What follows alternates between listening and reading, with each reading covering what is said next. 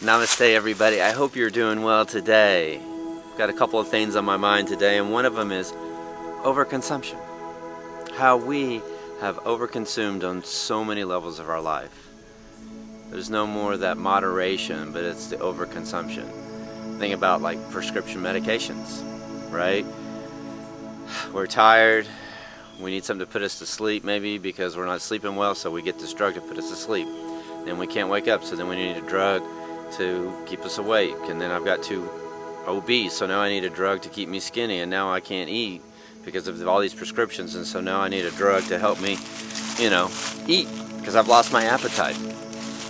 Or the overconsumption of binge watching our favorite streaming device, or the overconsumption of materialistic items that we need, or even if you look at the state of consumption of drugs and alcohol.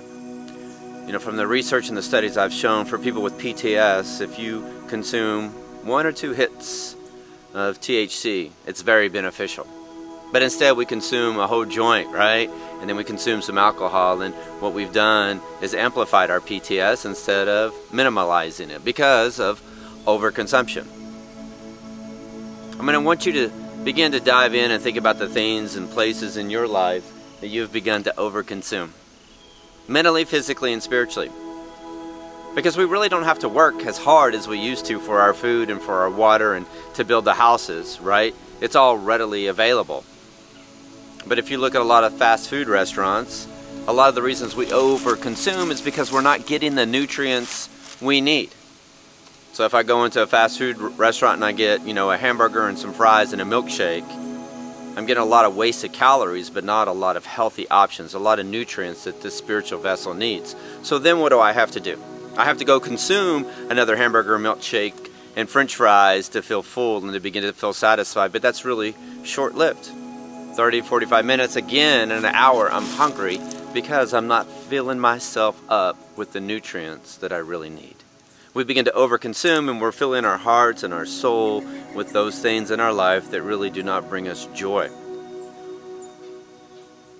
Many of you know that, we sold our property and we moved into a van, and we had these little 6 containers. Each of us had a little plastic container that we could put everything in. A minimalistic life, the things in my life that really brought me joy and peace. And so I couldn't overconsume. Right, I had a box full of journals and coloring books and markers and things like that, and if I wanted to put a book in that container, I had to get rid of a book. I had 7 outfits, the 80s guy here, shirt, collared shirt, shorts. Can roll those up, and 7 of those can fit in one container. If I wanted a new shirt or new shorts, I had to get rid of one of the items that I had. That's where we need to get in our life, that we're no longer over-consuming, but we have just the minimalistic things in our life that nurture us, right? Then we don't have to repeat and go over and over and over and keep consuming things that are superficial. So think about the things in your life, mentally, physically, spiritually, maybe sexually, where you're over-consuming, financially.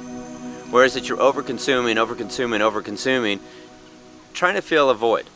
It makes me realize that so many times we have become codependent and other people to bring us happiness and bring us joy and bring us peace. And, it's not my wife's job to keep me happy. It's my job.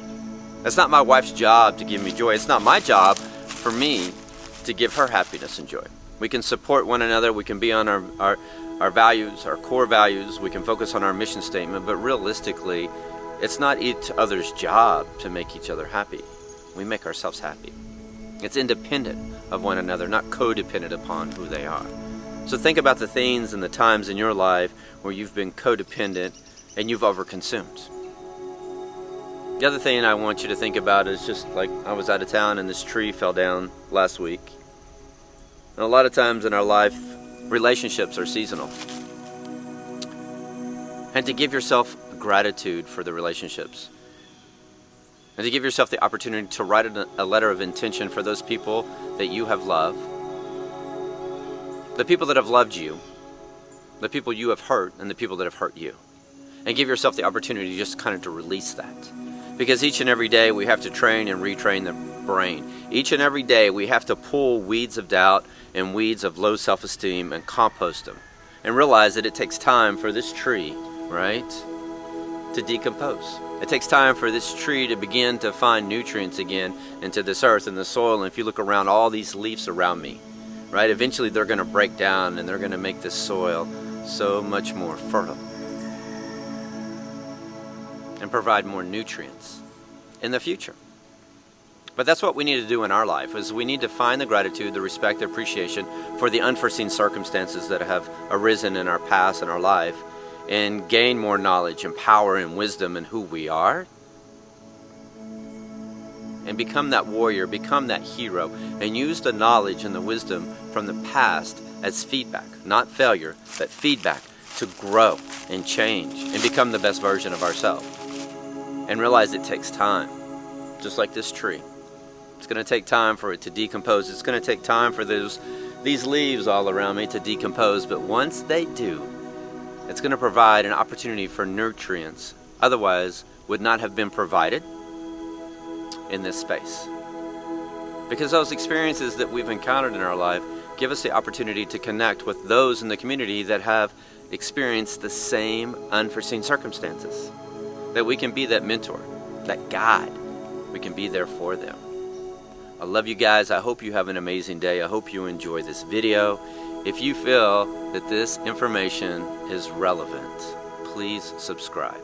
If you feel like this information would benefit somebody else in the community, please share. And please leave a comment. I'd love to hear your thoughts on overconsumption, of maybe codependency, or understanding that we reap what we sow. And that when we plant seeds of positive affirmation, we grow those seeds. It's inevitable we reap what we sow. Out at the farm, when I plant, celery and lettuce, and arugula and corn and beans and all these things, that's what I grow. Right? It's always in a different season. It's not instantaneous. I'm hoping that you stop looking for that magic pill to take to resolve your issues and to find joy into something else, but to find it within yourself, and peace within yourself, and realize that everything that you really need is right around us in nature. The life you deserve, the life you adore, the life of abundance and peace and honor and pride, it starts with your very next breath, your very next belief, and your very next behavior. If there's anything I can do for any one of you, just feel free to reach out to me. Have an amazing week.